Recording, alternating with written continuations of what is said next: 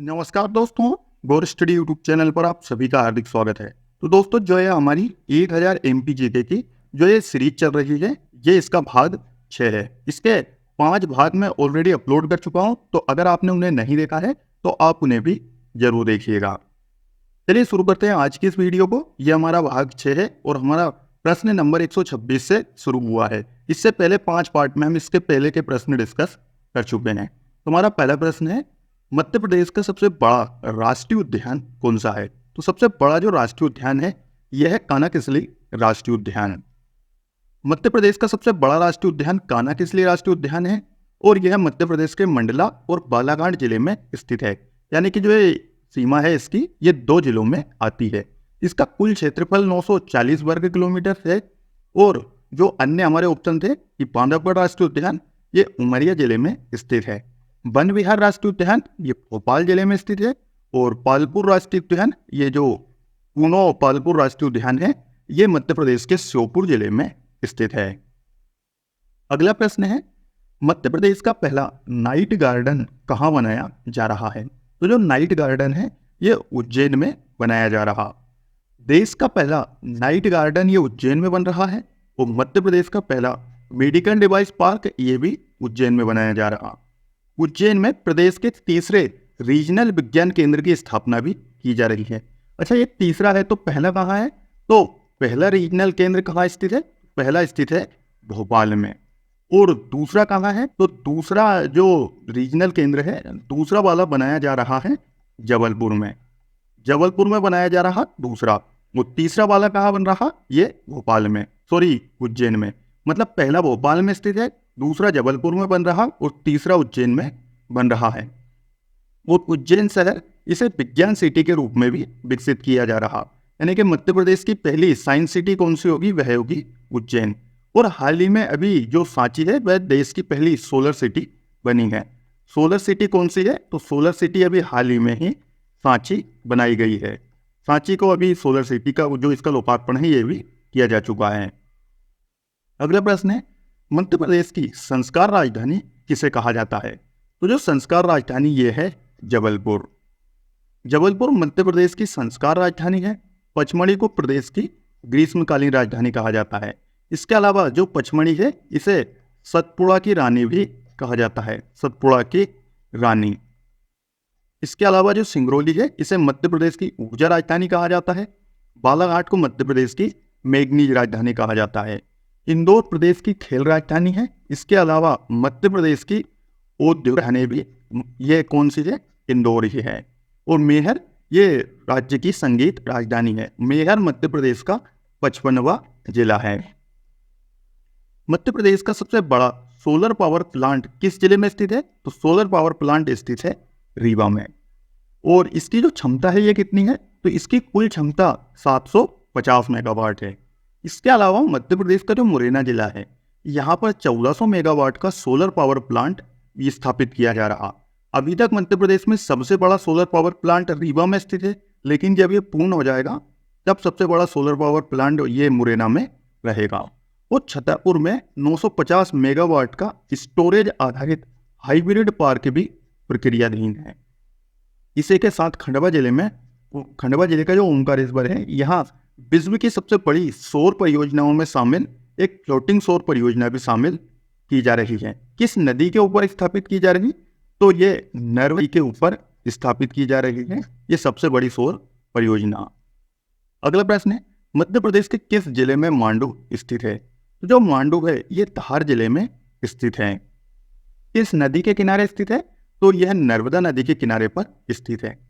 जो मांडू है इसके प्राचीन नाम है, इसे महलों का शहर, मछली नगरी, सिटी ऑफ जॉय यानी कि आनंद की नगरी के नाम से भी जाना जाता है। और मांडू में मालवा उत्सव का आयोजन भी किया जाता है। और मांडू प्रदेश का पहला स्थान है जहां रात्रि लाइट शो प्रारंभ किया गया है। अगला प्रश्न है, मध्य प्रदेश का सबसे ऊंचा झरना कौन सा है? सबसे ऊंचा झरना है बहुटी झरना। मध्य प्रदेश का सबसे ऊंचा झरना बहुटी झरना है और यह रीवा जिले में बीहड़ नदी पर बना है। यानी कि अगर पूछा जाता है कि मध्य प्रदेश का जो सबसे ऊंचा झरना है किस जिले में स्थित है, तो यह रीवा जिले में स्थित है। वो चचाई जलप्रपात भी रीवा जिले में ही स्थित है। पहले जब ये पहले स्थान पर है अभी तो, और जो चचाई जलप्रपात है ये दूसरे स्थान पर है। पहले चचाई जलप्रपात सबसे ऊंचा झरना हुआ करता था, लेकिन अब बहुटी झरना है। वो धुआंधार जलप्रपात ये मध्य प्रदेश के जबलपुर में स्थित है। अगला प्रश्न है, मटकी नृत्य ये किस क्षेत्र का प्रमुख सामूहिक नृत्य है? तो जो ये है मालवा क्षेत्र का प्रमुख सामूहिक नृत्य है मटकी नृत्य, और मालवा क्षेत्र में किए जाने वाला एक प्रमुख सामूहिक नृत्य है जो ढोल वाद्य यंत्र पर किया जाता है। इसके अलावा मालवा क्षेत्र में आड़ा खड़ा नृत्य भी किया जाता है, इसे रजवाड़ी नृत्य भी कहते हैं, और मालवा क्षेत्र का सबसे यह विशेष महिला प्रधान नृत्य है। अगला प्रश्न है, जगन्नाथ मेला किस जिले में आयोजित किया जाता है? तो जगन्नाथ मेला ग्वालियर में आयोजित किया जाता है। जगन्नाथ मेला ग्वालियर जिले में आयोजित किया जाता है। ग्वालियर में ही व्यापार मेला भी आयोजित किया जाता है, और यह मध्य प्रदेश का सबसे बड़ा व्यापार मेला है। ग्वालियर में मध्य प्रदेश का पहला ड्रोन मेला भी आयोजित किया जाता है, और ग्वालियर में ही ड्रोन स्कूल भी खोला गया है। मध्य प्रदेश का पहला ड्रोन स्कूल खोला गया, और एमपी में ऐसे 5 ड्रोन स्कूल खुलेंगे। ड्रोन स्कूल खोले जाएंगे मध्य प्रदेश में 5, जिनमें से पहला वाला ये ग्वालियर में खोला गया है। और मध्य प्रदेश में सर्वाधिक मेले उज्जैन में आयोजित किए जाते हैं, और सबसे कम मेले होशंगाबाद में आयोजित होते हैं। और मध्य प्रदेश का सबसे बड़ा मेला ये सिंगस का मेला है, जो कि प्रत्येक 12 वर्ष में एक बार आयोजित होता है। प्रत्येक 12 वर्ष में एक बार। अगला प्रश्न है, रविंद्र भवन मध्य प्रदेश के किस शहर में स्थित है? तो रविंद्र भवन स्थित है भोपाल में। रविंद्र भवन मध्य प्रदेश की राजधानी भोपाल में स्थित है, और यह भवन भारत का सर्वश्रेष्ठ नाटक गृहों में से एक भवन है। प्रशासनिक दृष्टि से यह भवन राजभाषा एवं सांस्कृतिक संचालनालय के अंतर्गत कार्यरत है। इस भवन का उपयोग नाट्य, शास्त्रीय नृत्य, शास्त्रीय गायन तथा प्रादेशिक ये जो जन्म महोत्सव के लिए किया जाता है। विक्रम विश्वविद्यालय किस जिले में स्थित है? तो विक्रम विश्वविद्यालय उज्जैन में स्थित है। विक्रम विश्वविद्यालय तो उज्जैन में स्थित है। देवी अहिल्या विश्वविद्यालय इंदौर में स्थित है। बरकतुल्लाह विश्वविद्यालय भोपाल में स्थित है। जवाहरलाल नेहरू कृषि विश्वविद्यालय ये जबलपुर में स्थित है, और यह मध्य प्रदेश का पहला कृषि विश्वविद्यालय है। दूसरा कहाँ है? तो दूसरा है राजमाता विजयराजे सिंधिया कृषि विश्वविद्यालय, जो कि ग्वालियर में स्थित है। और मध्य प्रदेश में 2 ही कृषि विश्वविद्यालय हैं। कृषि विश्वविद्यालय हैं मध्य प्रदेश में 2। मध्य प्रदेश का पहला विश्वविद्यालय डॉक्टर हरि सिंह गौर विश्वविद्यालय है, जो कि सागर में स्थित है, और यह मध्य प्रदेश का पहला केंद्रीय विश्वविद्यालय भी है। केंद्रीय विश्वविद्यालय कौन सा है? ये डॉक्टर हरि सिंह गौर विश्वविद्यालय। अगला प्रश्न है, मध्य प्रदेश के किस जिले में सर्वाधिक सोयाबीन का उत्पादन होता है? तो सर्वाधिक सोयाबीन का जो उत्पादन है ये उज्जैन में किया जाता है। अच्छा, सोयाबीन जो है ये मध्य प्रदेश की राजकीय फसल है, और इसका वैज्ञानिक नाम है ग्लाइसिन एक्स, और भारत में सर्वाधिक सोयाबीन का उत्पादन मध्य प्रदेश राज्य में होता है। और मध्य प्रदेश में सर्वाधिक जो सोयाबीन का उत्पादन है ये उज्जैन में होता है।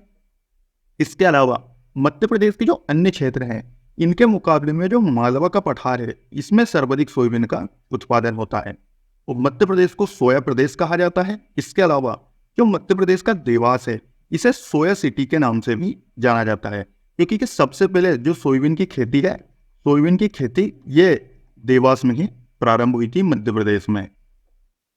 अगला प्रश्न है, मध्य प्रदेश के कितने जिले 2 राज्यों की सीमा को स्पर्श करते हैं? तो जो मध्य प्रदेश के 6 जिले हैं ये 2 राज्यों की सीमा को स्पर्श करते हैं। कौन कौन से? तो जो सिंगरौली जो जिला है ये उत्तर प्रदेश से और छत्तीसगढ़ से सीमा साझा करता है। फिर झाबुआ जिला ये राजस्थान और गुजरात राज्य की सीमा को स्पर्श करता है। बालाघाट जिला महाराष्ट्र और छत्तीसगढ़ की सीमा को। अलीराजपुर जिला महाराष्ट्र और गुजरात राज्य की सीमा को। मुरैना जिला उत्तर प्रदेश और राजस्थान की सीमा को। और शिवपुरी जिला उत्तर प्रदेश और राजस्थान की सीमा को स्पर्श करता है। मैं आपको मैप में भी दिखा देता हूं।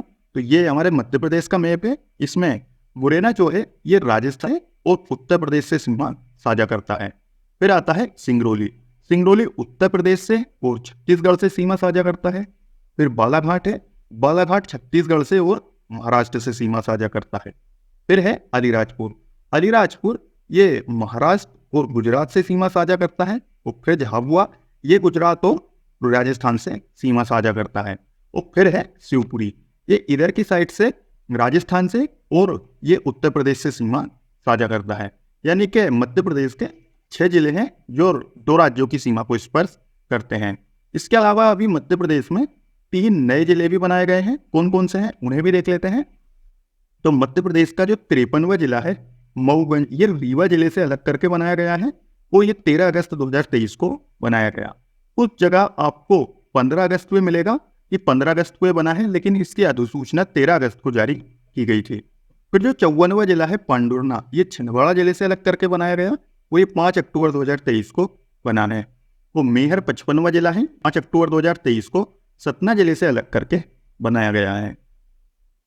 अगला प्रश्न है, आधुनिक भोपाल का संस्थापक कौन था? तो आधुनिक भोपाल के जो संस्थापक है ये दोस्त मोहम्मद खान। दोस्त मोहम्मद खान आधुनिक भोपाल का संस्थापक था और यह अफगानी सेनापति था। इसने 1723-24 में भोपाल की स्थापना की थी। ये दोस्त मोहम्मद खान है, दोस्त मोहम्मद खान का बेटा यार मोहम्मद खान था और ये भोपाल का पहला नवाब बना था। भोपाल का अंतिम नवाब ये नवाब हमीदुल्ला खान थे, जो भोपाल को स्वतंत्र रखना चाहते थे, लेकिन 1 जून 1949 को भोपाल राज्य को भारत में मिलाया गया था। दोस्त मोहम्मद खान को जगदीशपुर नामक स्थान रानी कमलापति द्वारा भेंट किया गया था, जिसका नाम बदलकर इस्लामपुर इसने बाद में कर दिया था। अगला प्रश्न है, मध्य प्रदेश का सबसे बड़ा पठार कौन सा है? सबसे बड़ा पठार है मालवा का पठार।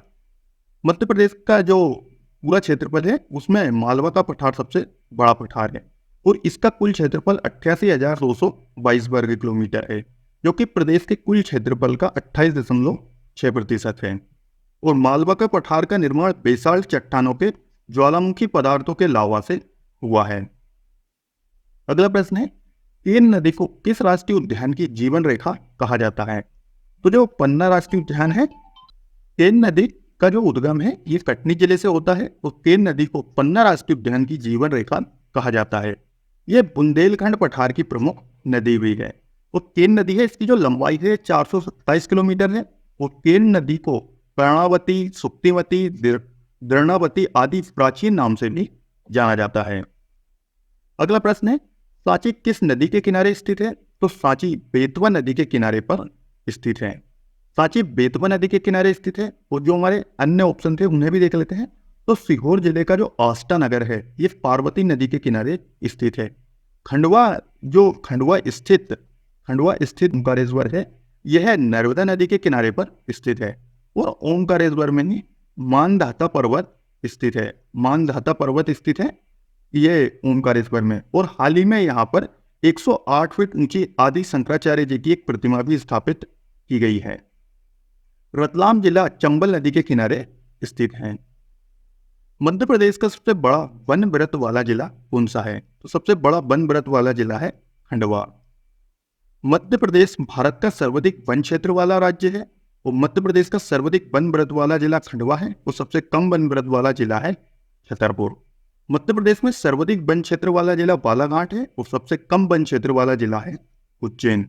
और वर्तमान में जो मध्य प्रदेश की नवीन वन नीति है इसकी घोषणा 4 अप्रैल 2005 को की गई थी। अगला प्रश्न है, डायनासोर जीवाश्म जल पार्क किस जिले में स्थित है? तो यह धार जिले में स्थित है।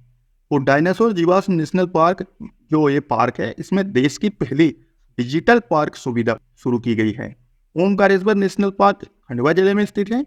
वन विहार नेशनल पार्क भोपाल में स्थित है और संजय गांधी नेशनल पार्क ये सींधी जिले में स्थित है। और वर्तमान में मध्य प्रदेश में कुल नेशनल पार्क की संख्या कितनी है? नेशनल पार्क की जो संख्या है ये 12 हो गई है।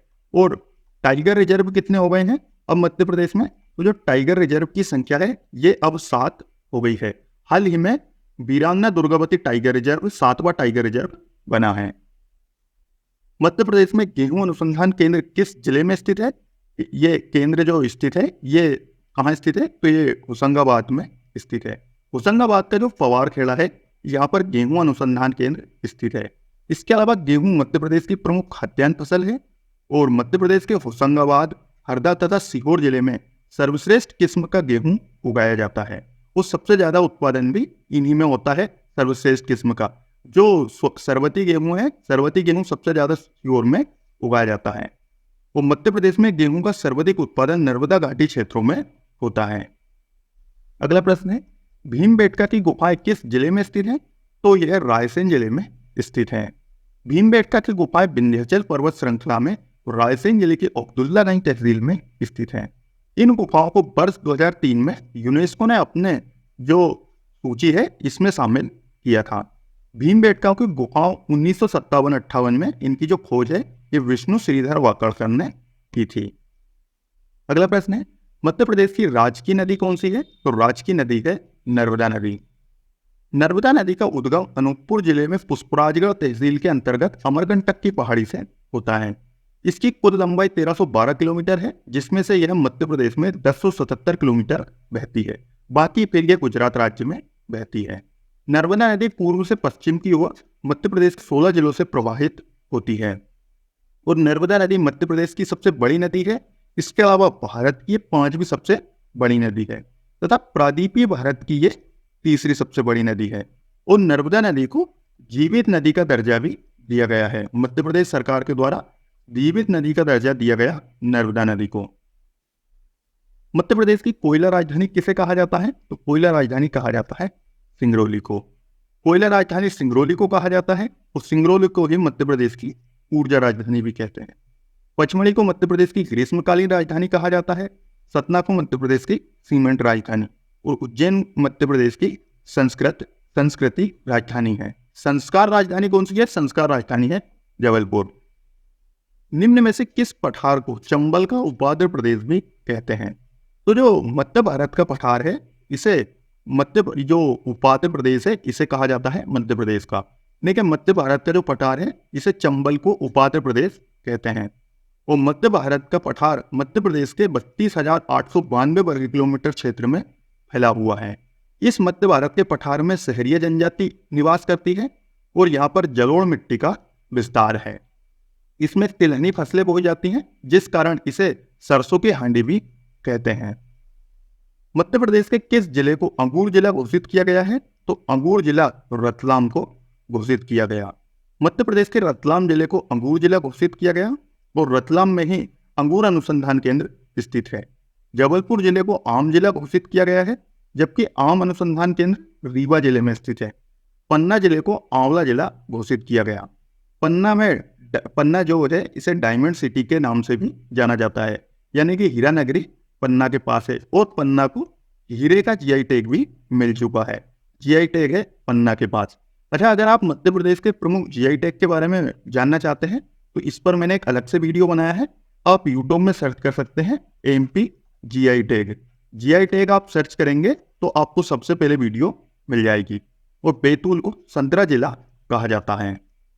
हमारा 150वां प्रश्न है, मध्य प्रदेश का सबसे बड़ा अभ्यारण्य कौन सा है? तो सबसे बड़ा अभ्यारण्य है नौरादेही अभ्यारण्य। अच्छा, हमने वीडियो के शुरू में पढ़ा था कि सबसे बड़ा जो राष्ट्रीय उद्यान है तो वह कानाकसली राष्ट्रीय उद्यान का, और सबसे बड़ा अभ्यारण्य यह है नौरादेही अभ्यारण्य। सबसे छोटा कौन सा है? तो वह है रालामंडल। नौरादेही अभ्यारण्य मध्य प्रदेश का सबसे बड़ा अभ्यारण्य है और यह सागर जिले में स्थित है। इसकी स्थापना 1971 में हुई थी और यह 1197 वर्ग किलोमीटर क्षेत्र में फैला है। जबकि जो एमपी का सबसे बड़ा नेशनल पार्क है उसका क्षेत्रफल कितना है? उसका क्षेत्रफल है 940 वर्ग किलोमीटर। ये वर्ग किलोमीटर हो जाएगा ये मध्य प्रदेश का जो नेशनल पार्क है उसका क्षेत्रफल। और नौरादेही अभ्यारण्य में तेंदुआ मुख्य जीव है। मध्य प्रदेश का सबसे छोटा अभ्यारण्य रालामंडल अभ्यारण्य है और यह इंदौर में स्थित है। तो दोस्तों, ये था हमारा 1000 एमपीजीटी की जो ये सीरीज चल रही है इसका भाग 6। अगर आपने इसके पहले के भाग नहीं देखे हैं तो आप उन्हें भी जरूर देखिएगा। ऐसे ही हमारी सीरीज आगे चलती रहेगी। तो अगर आपको वीडियो पसंद आया हो तो इसे लाइक करें और अपने दोस्तों के साथ भी जरूर शेयर करें। और अगर आपने अभी तक चैनल को सब्सक्राइब नहीं किया है तो चैनल को सब्सक्राइब भी जरूर कर लीजिए। तो मिलेंगे हम नेक्स्ट वीडियो में, तब तक जय हिंद, जय भारत।